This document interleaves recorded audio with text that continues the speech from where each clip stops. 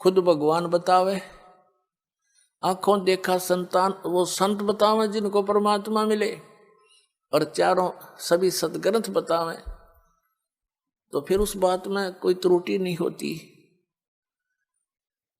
ऐसा प्रमाणित ज्ञान आपको इस चौथे युग में ही मिल सकता है, और इस चौथे युग का यही वो प्राइम टाइम है।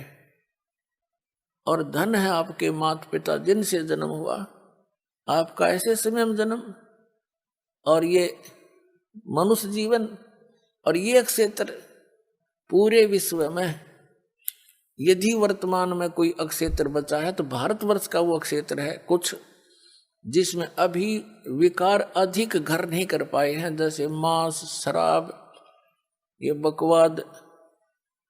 तो अब ऐसे स्थान पर आपका जन्म हुआ।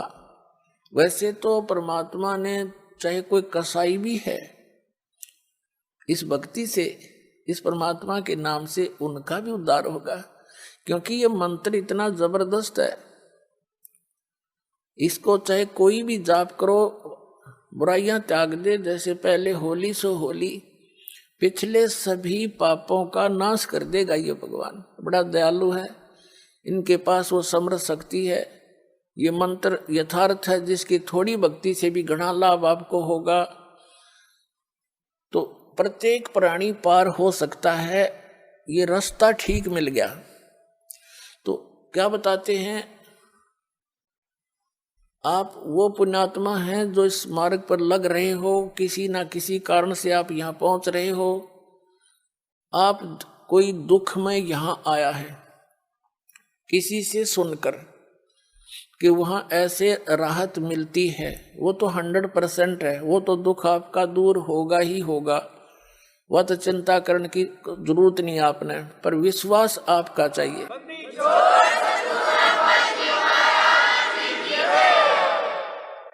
और जब तक दुख दूर नहीं होंगे तो भक्ति में रुचि नहीं बन सकती, कभी भी नहीं बने।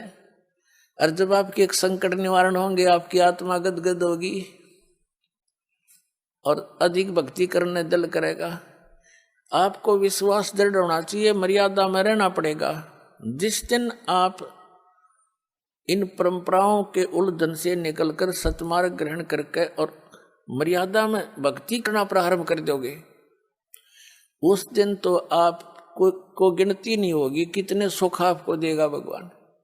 कई भक्त तो जो सब जगह दुख पाकर, सब जगह भटक कर आए हैं और सब ठिकाने देख लिए, कहीं कुछ राहत मिली नहीं, तो वो तो समर्पित हो जाते हैं आते ही, उनको राहत भी तुरंत मिलनी प्रारंभ हो जाती है। जैसे अभी वैसे तो बहुत से भक्त हैं जिनको राहत मिल रही है। एक इधर बिहार साइड से एक MBBS डॉक्टर है, वो आए हुए हैं भक्त यहाँ पर। उसकी बिटिया को इतना भयंकर रोग, सब जगह दिखा लिया उसने, सब जगह, क्योंकि पैसे भी बतेरे थे, खुद भी MBBS डॉक्टर था। सभी जैसे अपोलो वगैरह जो अपने दिल्ली के अंदर हैं उनमें भी, और बीमारी न्यो की न्यो सब इलाज करा लिया, ढेर सारी गोलियां खावे, पीड़ा ज्यों की तू। यहाँ किसी ने बता दिया दुखी प्राणी आ ही जात मान ही लेता है। उसने ये भी देख लिया था कि मैंने कोई ठिकाना नहीं छोड़ा, सब जगह जा लिया, जो मर्यादा बताई सारी स्वीकार करी, और हफ्ते पीछे लड़की स्वस्थ होगी। उसको देखकर और भी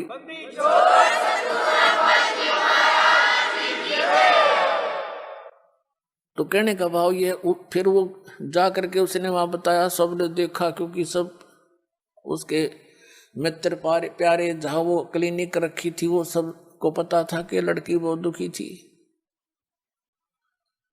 तो उसने उसको ये कह रहा था कि मैंने कई इंजेक्शन देने पड़ते थे डेली, पेन किलर के, फिर भी नहीं चिल्लाया करती थी। और यहाँ तक कह दिया था गोली दवाई मत देना, क्योंकि आपने जो कसर छोड़ नहीं रखी। उसी दिन से वो दवाई छोड़ दी थी उस बेटी ने, आज तक समझता है वो, 2-3 महीने की बात हो।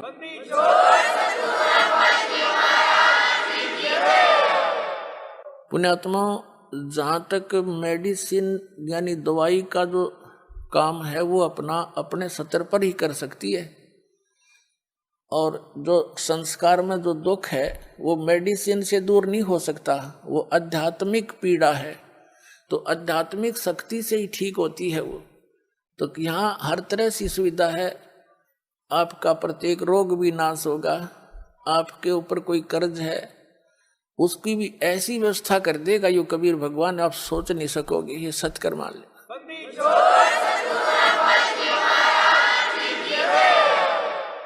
जैसे 2 नंबर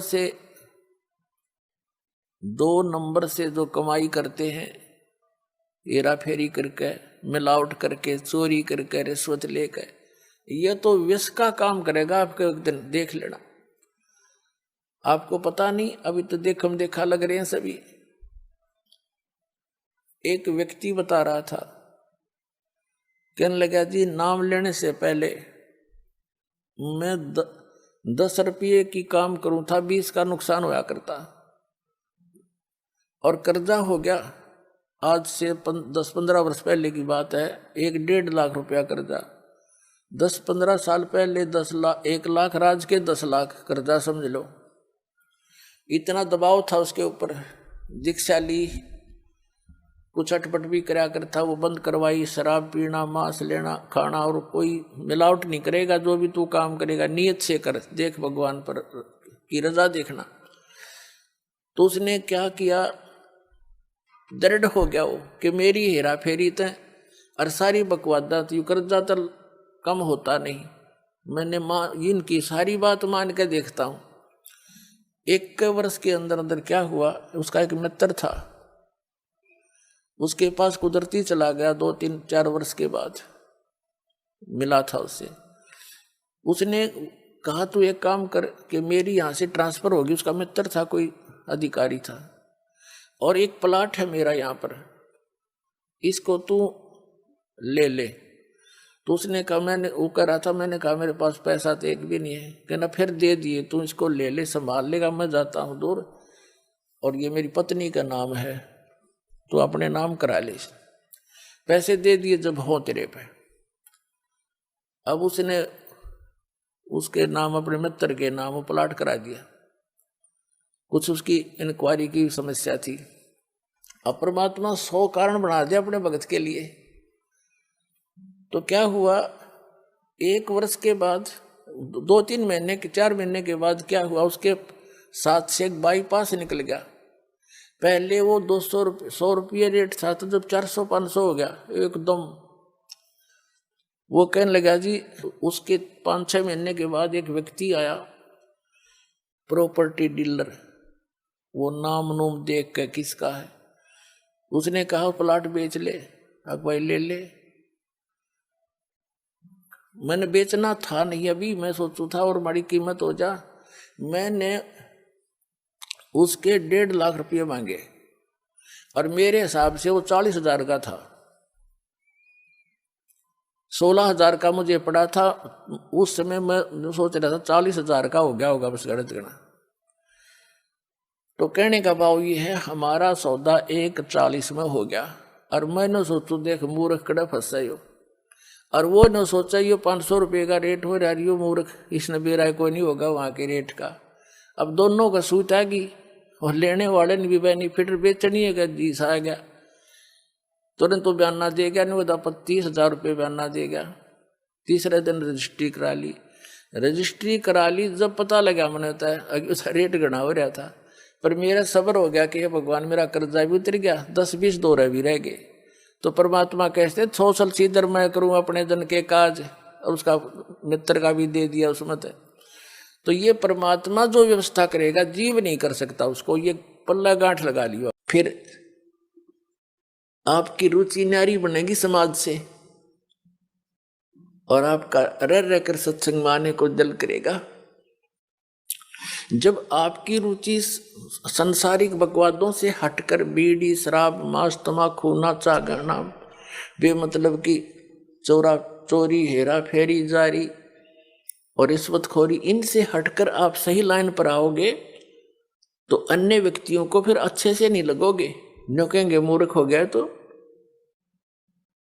जब कोई विभाग में कार्य करत व्यक्ति है और वो अपनी बुराई छोड़ देता है, रिश्वत लेना भी त्याग देता है, तो अन्य उसके साथी जो पहले जिस रंग में वो रंगा हुआ था उसी में वो तभी है, वो मजाक बनाते हैं, बुद्धि भ्रष्ट होगी इसकी, ये रिश्वत भी ना लेता, शराब भी छोड़ दी, बीड़ी भी ना पीता, तीसरे दिन सत्संग में जा है, मूर्ख है। तो परमात्मा कहते हैं जो भगवान के ज्ञान से अपरिचित हैं उनको तो हम मूर्ख दिखे, और हम न वह कति मूर्ख दिखे, वो किस आशा को लेकर जी रहे हैं। बिन उपदेश अचंभ है क्यों जीवत है प्राण, और भक्ति बिना कहाँ ठोर है ये नर नाही पाषाण। भक्तों की दृष्टिकोण तो ये बन जाता है कि बिन उपदेश अचंभ है, जो जिन्होंने नाम नहीं ले रखा, ज्ञान नहीं सुन रखा, अचंभ है, आश्चर्य है, वो क्यों जीवित हैं, किस लिए जी रहे हैं, वो क्या आशा लिए बैठे हैं। और भक्ति बिना कहाँ ठोर है ये नर नहीं, ये तो पत्थर है। अब फिर क्या बताते हैं कि संत भक्त जब इस बात से परिचित हो जाते हैं, परमात्मा के ज्ञान पर दृढ़ हो जाते हैं, वो संसार की दृष्टि में मूर्ख दिखाई देते हैं। उनके विषय में परमेश्वर क्या बताते हैं, अकल अलूने दीखते ये सर्व अकल के मूल, सदा रटे हरि नाम को ये झूल ले अनहद झूल। संसार को जो ये अकल अलूने दिखते हैं, अकल अलूने माने बिना अकल के आदमी, और ये तो सर्व अकल के मूल, ये सभी बुद्धि के अकल के ज्ञान की जड़ है इनके पास, इन्हें सब कुछ जान लिया। और लोग इसने अकल अलूने के हैं, बिना अकल के सत्संग में जाते हैं, पैसा बर्बाद करते हैं, काम छोड़ देते हैं, हर दो सारा दिन वही घर पे रहते हैं, सारा कुछ सारा जीवन उसी पर लगा देते हैं। एक झटका लगते ही 50,000 की हानि हो जाती है, कोई भैंस मर जाती है, फसल नष्ट हो जाती है, कोई बच्चा बीमार हो जाता है, वो गया सारा कमाया।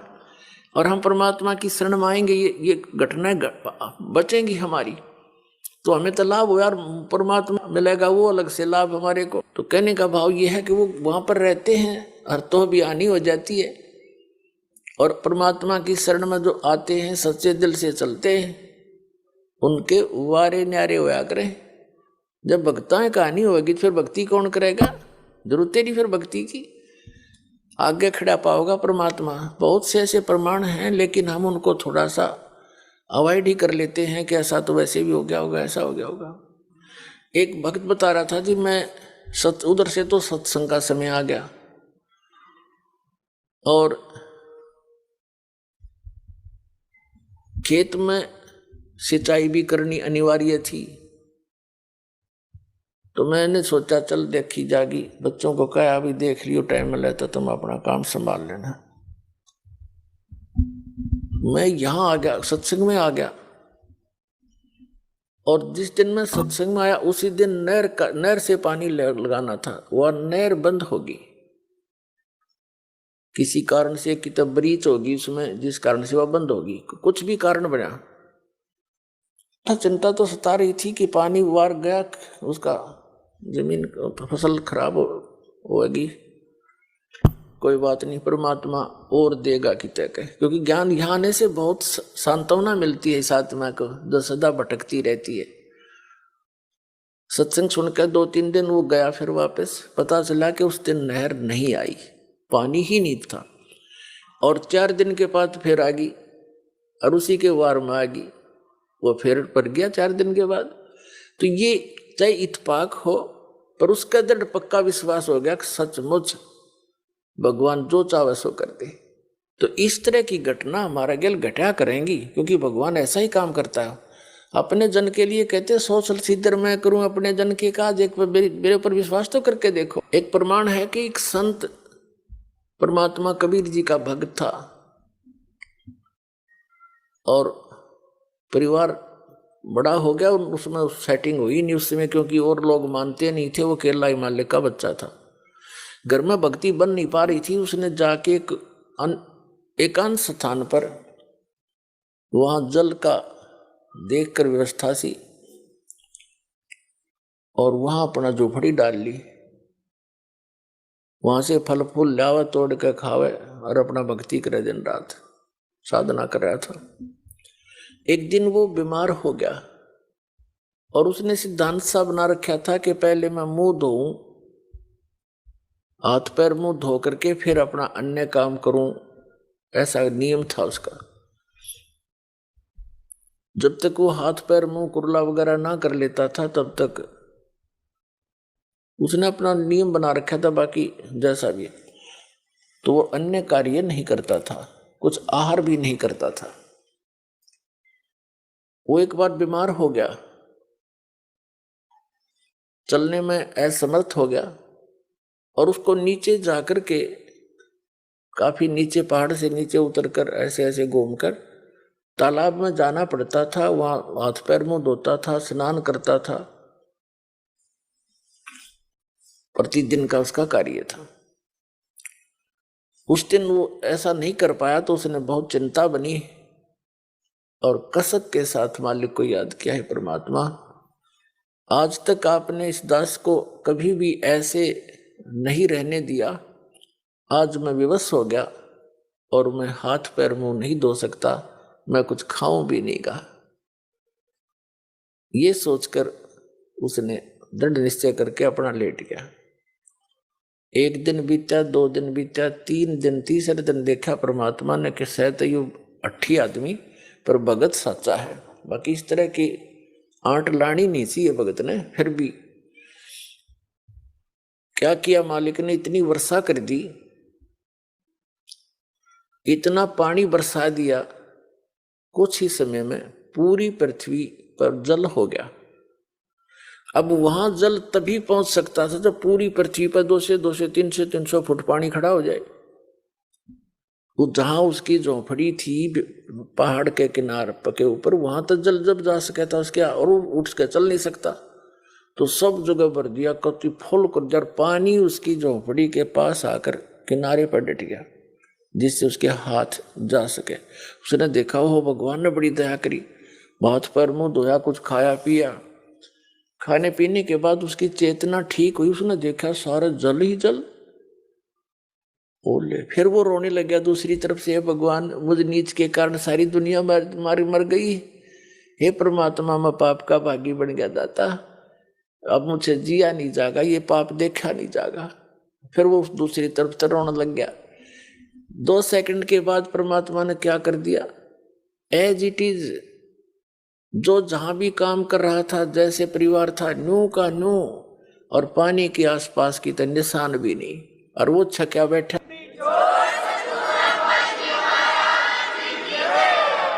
किसी को आभास भी नहीं होने दिया और उसका पेट भर दिया। तब आकाशवाणी करी के भक्त, दारी मेरे संत की मोह से मिले ना अंश, और भला बुरा बाचे नहीं। ये बकवाद इस तरह की 8 अडांस लावा नहीं, सोई हमारा वंश। अब उसके माध्यम से अन्य को भी शिक्षा दी परमात्मा ने कि ठीक है, जो मेरा भक्त धारणा कर लेगा उसके लिए मैं कुछ भी कर सकता हूं, पर थोड़ा बहुत सोच समझ कर डिसीजन लेना चाहिए तुम्हें। तो क्या बताते हैं आदरणीय गरीबदास साहिब जी अपने कबीर परमात्मा के विषय में, बताते हैं कि मौला थल से जल करे और जल से थल कर देत, और साहेब तेरी साहेबी अब श्याम कहूं सवेत। क्या बताते हैं कि वो मौला कबीर परमात्मा पूरी पृथ्वी पर 1 सेकंड में जल जल भर दे और दूसरी सेकंड में वैसा ही कर दे, उसी तरह जैसे जो जहां बैठा था एज इट इज, पूरा स्वस्थ परिवार सारा काम नो का नो कर सकता है। वो परमात्मा इतना समर्थ है। फिर कहते हैं कि हे साहेब तेरी साहेबी, हे परमात्मा आपकी लीला को अब श्याम कहूं सवेत। श्याम तेनों का अगर काला काला धन यानी काला आदमी है यो भाई निकम्मा, और सवेत ने कहा साफ आत्मा का आदमी है। अब कहते हैं तुझे मैं बुरा कहूं कि अच्छा कहूं। कहते हैं मौला थल से जल करे और जल से फिर थल कर देत, फिर उसाय कर दिया उसने सब कुछ मिटा दिया और फिर जो का तो बना दिया। नो कहे साहेब तेरी साहेबी, हे परमात्मा तेरी लीला ने इब काली कहूं सफेद, तने बुरा बताऊं का अच्छा।